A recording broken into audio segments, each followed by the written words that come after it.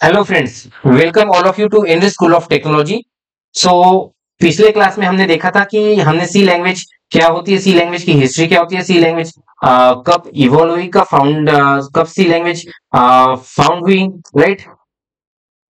सो ये सारी चीजें सीखने के बाद अभी हम सीखने वाले हैं स्टैंडर्डाइजेशन ऑफ सी लैंग्वेज। देखिए, सी लैंग्वेज तो बन चुकी थी 1972 में at AT Bell lab by Dennis Ritchie. So उस वक्त केन थॉमसन और डेनिस रिची ये दो ही पर्सन सी लैंग्वेज को यूज करते थे। बट जैसे जैसे इस सी लैंग्वेज से यूनिक्स ऑपरेटिंग सिस्टम बनी, यूनिक्स ऑपरेटिंग सिस्टम को फिर से लिखा गया था सी लैंग्वेज में।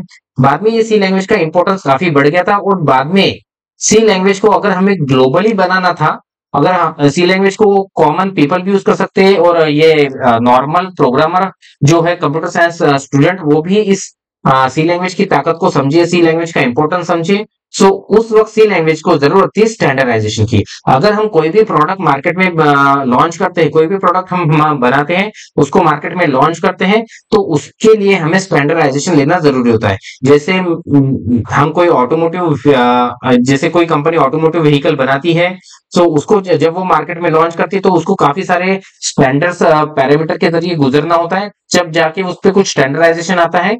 और वो स्टैंडर्ड के अकॉर्डिंग ही वो जब स्टैंडर्ड सारे पास कर लेती है उसके बाद वो मार्केट में लॉन्च होती है। सो एक स्टैंडर्डाइजेशन एक कंप्लीट प्रोसेस है जिसके जरिए उस सी लैंग्वेज को गुजरना पड़ा। और बहुत सारी ऐसी ऑर्गेनाइजेशंस है जिसके बारे में हम जिक्र करेंगे, जो वही ऑर्गेनाइजेशन जिन्होंने सी को स्टैंडर्डाइज बनाया और इसलिए आज सी लैंग्वेज को आप और हम सब यूज कर पा रहे हैं। सो हम पढ़ेंगे various C standards of programming language, various standards 1989 से ऑनवर्ड जितने भी स्टैंडर्ड्स है वो सारे स्टैंडर्ड्स आज हम कवर करेंगे। ये बहुत इंपॉर्टेंट टॉपिक होने वाला है, इसको बिल्कुल भी मिस मत कीजिएगा। और हम यहाँ पे देखने वाले हैं कि अगर हम इसको वीएस कोड में जब एग्जीक्यूट करते हैं सी लैंग्वेज, वीएस कोड क्या होता है मैं आपको बता देता हूँ। ये एक आईडीई है और यहाँ पे हम सी लैंग्वेज का कोड लिखेंगे और यहाँ पे हम इसे एग्जीक्यूट करेंगे कमांड के जरिए, राइट। सो हर स्टैंडर्ड के लिए एक अलग कमांड बनी है, वो कमांड कौन सी है वो भी मैं आपको इस वीडियो में लास्ट में बताने वाला हूँ। सो लास्ट तक इस वीडियो को देखिएगा। So ANSI is standardization for C. C language is developed in AT&T Bell Lab 1972 by Dennis Ritchie. So after that उस टाइम पे सी लैंग्वेज को सिर्फ AT&T बेल लेबोरेटरी में ही यूज किया जाता था डेनिस रिची द्वारा। बाद में आफ्टर फ्यू ईयर, सो उन्होंने सोचा कि सी लैंग्वेज को क्यों ना हम एक स्टैंडर्ड लैंग्वेज बनाएं और इसका इंपॉर्टेंस बाकी सभी जो पीपल है उन्हें पता चले इसका इंपॉर्टेंस क्या है। सो आंसी आंसी एक ये संस्था है यूएसए में, अमेरिकन नेशनल स्टैंडर्ड इंस्टीट्यूट। सो सबसे पहले आंसी ने सी को स्टैंडर्डाइज किया 1989 में, right. So in the year 1989 में आंसी ने सी को स्टैंडर्ड बनाया और उसी लैंग्वेज को आंसी सी नाम दिया। So ANSI C is a standardize by the ANSI, right.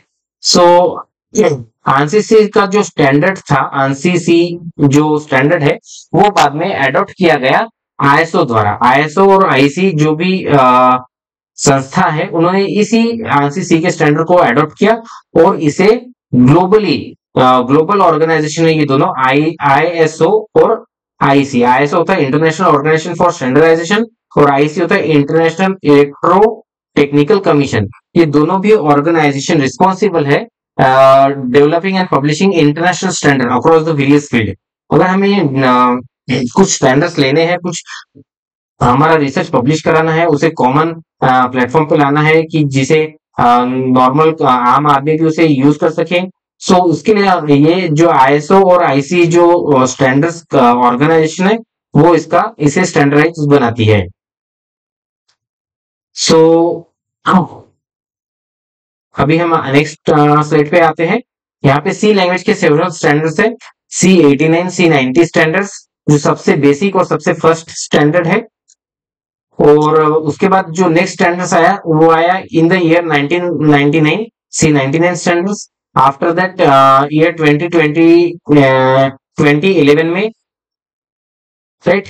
सो उस टाइम पे C11 स्टैंडर्ड आया। आफ्टर दैट 2017 में जो स्टैंडर्ड्स आया वो C17 C18 स्टैंडर्ड आया। आफ्टर दैट 2023 में C23 स्टैंडर्ड्स आया। सो इस सारे स्टैंडर्ड सी लैंग्वेज के हैं अभी तक। सो सबसे पहला C89 स्टैंडर्ड्स में क्या था वो अभी हम देखने वाले हैं। यहाँ पे था सबसे पहले फंक्शन क्या होता है, फंक्शन के प्रोटोटाइप क्या होते हैं, इसके बारे में इसमें इंट्रोड्यूस किया गया। यहाँ पे कुछ स्टैंडर्ड्स लाइब्रेरी जैसे stdio.h, stdlib.h, ये अभी आपको समझ में नहीं आ रही होंगी, लेकिन सिर्फ आपको ये समझना है कि इसके अंदर कुछ लाइब्रेरीज ऐड की गई और एक फंक्शन प्रोटोटाइप जो है वो इसमें इंट्रोड्यूस किया गया। और यहाँ पे कॉन्स्ट और वोलेटाइल कीवर्ड क्या होते हैं इसका इंपोर्टेंस यहाँ पे बताया गया। और यहाँ पे बेसिक फाउंडेशन लेवल जो बनती है सी लैंग्वेज की एज ए पोर्टेबल लैंग्वेज, तो यहाँ पे ये काम किया गया कि एक बेसिक फाउंडेशन लेयर और बेसिक स्ट्रक्चर जो है सी लैंग्वेज का वो स्टैंडर्डाइज किया गया है। सो C19 का 19 में यही काम हुआ है। फिर बाद में नेक्स्ट स्टैंडर्ड जो था C99 स्टैंडर्ड, तो यहाँ पे C99 1999 में जो स्टैंडर्ड आया, यहाँ पे इनलाइन फंक्शन, बाद में वेरिएबल लेंथ एरे, ऐसे फीचर्स ऐड किए गए। यहाँ पे फ्लोटिंग पॉइंट ऑपरेशन का सपोर्ट दिया गया। सो ये भी सपोर्ट इसके अंदर दिया गया और यहाँ पे C99 को एक अच्छी बेहतरीन लैंग्वेज बनाई गई C99। तो ये इनलाइन फंक्शन क्या होता है और ये हम आगे जैसे जैसे हम नए नए टॉपिक पढ़ेंगे तब यहाँ पे कुछ चीजें आपको पता चलेंगी और यहाँ पे हम इसके बारे में डिस्कस करेंगे। सिर्फ आपको ये ध्यान रखना है कि यहाँ पे कुछ फीचर्स ऐड किए गए जैसे कि फ्लोटिंग पॉइंट ऑपरेशन और बाद में इनलाइन फंक्शन, ऐसे कुछ। सी इसके बाद जो स्टैंडर्ड है वो C11 स्टैंडर्ड है। C11 स्टैंडर्ड में मल्टी थ्रेडिंग का सपोर्ट दिया गया। जैसे जैसे एप्लीकेशन की नीड होती है, जैसे जैसे नए एप्लीकेशन इवॉल्व होते हैं, तो वहां पे नए नए फीचर्स उसमें ऐड किए जाते हैं according to time and according to the need. So according to the time and according to the need, जैसे जैसे हमें रिक्वायरमेंट आई, जैसे हमारी कुछ पता चला और नए एप्लीकेशन भी होते हैं, नए एप्लीकेशन में ऐसी कुछ मल्टी थ्रेडिंग की कॉन्सेप्ट होती है, तो वहां पे भी हमने सी लैंग्वेज में उस टाइम पे C11 में मल्टी थ्रेडिंग का कॉन्सेप्ट ऐड किया गया। यहाँ पे जेनेरिक माइक्रोज, इम्प्रूव यूनिकोड सपोर्ट भी दिया गया। एटॉमिक ऑपरेशन और इनहेंस डिबगिंग, जो डिबगिंग फीचर है उस पर भी यहाँ पे फोकस किया गया। बाद में C17 और C18 स्टैंडर्ड है। C18 और C17 स्टैंडर्ड ये 2017 में पब्लिश किए गए। यहाँ पे ज्यादा कुछ ऐसे चेंजेस नहीं किए गए, यहाँ पे सिर्फ मेजरली फोकस किया गया था कि जो पिछले कुछ बग्स है उस पे बग फिक्सिंग किया गया और कुछ सिंटैक्स में और रिलेटेड टू कुछ फीचर्स ऐड किए गए। सो यहाँ पे एक सी लैंग्वेज का एक स्टेबलाइज और एक प्रॉपर राइट वर्जन हमें मिल गया था। तो प्रॉपर स्टेबलाइज जो यहाँ तक सी मतलब 1990 से तो 2070 तक सी लैंग्वेज में अभी तक जो वर्जन आया है वो C17 है।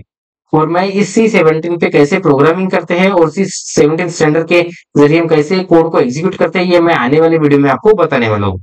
सो यहाँ पे C11 स्टेबलाइज C11 फीचर्स, सो जितने भी एक सारे फीचर्स है ये इसके अंदर ऐड किए गए। सो C11 के जितने भी फीचर्स जो थे स्टेबलाइज वो इस C17 में ऐड किए गए। फिर आता है C23 स्टैंडर्ड। सो ये सबसे लेटेस्ट स्टैंडर्ड है अभी के टाइम पे। जब मैं इस वीडियो को अभी रिकॉर्ड कर रहा हूँ तो सबसे लेटेस्ट और स्टैंडर्ड से है जो C23 स्टैंडर्ड है। सो यहाँ पे सिंटैक्स को इम्प्रूव किया गया, बेसिक ऑपरेशन इम्प्रूव गए और better support for embedded system. Embedded system domain में सी लैंग्वेज का काफी यूज होता है। जब ये पता चला तो उसके अंदर काफी बहुत सारे बेटर एनहेंसमेंट और बेटर सपोर्ट दिया गया और यहाँ पे फ्लोटिंग पॉइंट फीचर्स दिए गए, मोर एफिशिएंट और मोर प्रॉपर एरर हैंडलिंग की गई और update for to make more modern and retain the backward compatibility. तो बैकवर्ड कंपेटेबिलिटी का भी ध्यान रखा गया और इसको एक मॉडर्न लैंग्वेज बनाई गई। सो देखिए यहाँ पे बात ऐसी होती है कि C11 में अगर आप कोड लिख रहे हैं तो आप अगर C23 में को यूज कर रहे हैं और तो आप C89, C17, C11, C89 सारे फीचर्स आप इसमें यूज कर सकते हैं। लेकिन अगर आप C11 में है तो आप C23 को यूज नहीं कर सकते। सो ये होती है बैकवर्ड कंपेटिबिलिटी। अगर C23 में अगर आप यूज करें C23 स्टैंडर्ड यूज करें सो बाकी के बैकवर्ड जितने भी कंपेटिबिलिटी है वो इसके अंदर आपको मिल जाएंगी। So recap of the progression standardization. So यहाँ पे KNRC यानी Ken Thompson and Dennis Ritchie की जो सी है सबसे पहले, जहां पे सिर्फ वो 2 पर्सन ही इस सी लैंग्वेज को यूज कर पा रहे थे, बाकी कोई भी पर्सन सी लैंग्वेज को यूज नहीं कर रहा था। तो सिर्फ ये जो सी लैंग्वेज थी वो केन थॉमसन और डेनिस रिची यही 2 पर्सन के लिए थी। बाद में इसे स्टैंडर्ड बनाया गया क्योंकि इसे हमें एक्सेप्टेबल करना था वर्ल्ड को, पूरे वर्ल्ड को ये सी लैंग्वेज एक्सेप्ट करनी थी। So for that some rules regulation syntax ये इसमें चेंज किए गए। सो आंसी ने एक स्टैंडर्डाइजेशन इस पे किया, तो ये क्या आंसी सी हो गई। बाद में C99 स्टैंडर्ड हुआ, C11 जो कि हमने अभी पढ़े हैं, C17 C23 according to it. ये एक सी प्रोग्रामिंग बुक है जो कि फिलहाल तो मैं रिकमेंड नहीं करता हूँ, लेकिन आप इसे बाद में जैसे आपकी सी प्रोग्रामिंग हो जाए, आप सी प्रोग्रामिंग में कुछ प्रोग्राम बनाने लग जाओ और कुछ प्रोजेक्ट बनाओ, उसके बाद आप इसे पढ़ सकते हैं। So for beginner point of view और इंटरमीडिएट मैं आपको ये रिकमेंड नहीं करूंगा, लेकिन जैसे ही आप एडवांस पे कभी जाते हो तो यहाँ पे एक बुक है C programming language by Dennis Ritchie. So Dennis Ritchie sir है, उन्होंने जो सी लैंग्वेज का फाउंडेशन किया है, उन्होंने ही इस बुक को लिखा है, तो आप ये कभी पढ़ सकते हो। C command for execution of C program. So यहाँ पे ये कमांड है, इसके जरिए हम सी प्रोग्राम में सी प्रोग्राम को एग्जीक्यूट करेंगे इस कमांड के जरिए। सो अगर हम स्टैंडर्ड 89 यूज करते हैं तो हम ये कमांड यूज करेंगे, स्टैंडर्ड 99 पे, स्टैंडर्ड 11 पे, स्टैंडर्ड 18, स्टैंडर्ड 23। सो ये सारी कमांड हम यूज करेंगे जो भी हमको स्टैंडर्ड पे सी प्रोग्राम एग्जीक्यूट करना है। राइट, सो इसमें से कोई भी एक कमांड हम यूज करेंगे। सो जनरली हम ये जो लेटेस्ट कमांड है इसे यूज करेंगे, C18 और C17 जो भी है, तो ये हम कमांड यूज करेंगे सी प्रोग्राम को एग्जीक्यूट करने के लिए। So thank you friends, thank you for watching. Hope आपको ये वीडियो पसंद आया होगा। अगर आपको लगता है ये वीडियो यूजफुल है, सो आप इस वीडियो को ज्यादा से ज्यादा लोगों तक शेयर कीजिए। और अगर आपको कोई डाउट है, कोई कंफ्यूजन है, तो आप नीचे कमेंट सेक्शन में मुझसे पूछ सकते हैं, और या फिर ये NJ School of Technology @gmail.com इस पे ये मेरे ईमेल आईडी पे आप मेल कर सकते हैं। Thank you.